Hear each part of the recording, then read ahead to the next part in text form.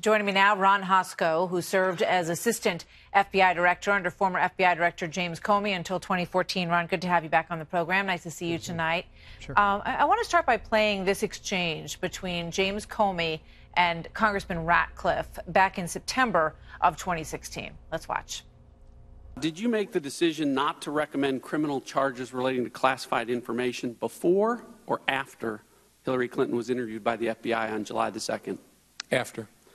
Okay, then I'm going to need your help in trying to understand how that's possible. To me, the only way that an interview takes place with the two central witnesses and the subject of the investigation is if the decision has already been made that all three people in that room are not going to be charged. It's a good question. Ron, what do you make of that and the emergence of this memo that was written exonerating Hillary Clinton 2 months before the decision was made?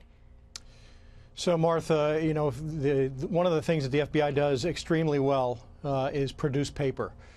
The director, you know, the senior leadership of the FBI is in briefings for much of their day, reading papers about significant cases and very often producing those papers to push further up into the food chain. I was a participant in that, a recipient, and a briefer at times. And so these papers very often are the repository is maybe a portal.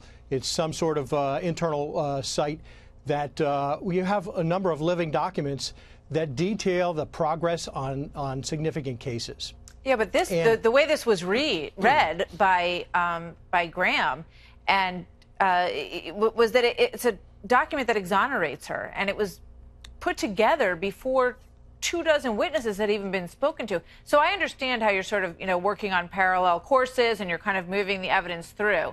But if their interpretation of what this document is accurate, it sounds like more than that. Well, certainly, I think it would benefit us all to see the document, see the contents of the document. Absolutely. And certainly for Congress to ask Jim Comey questions about it.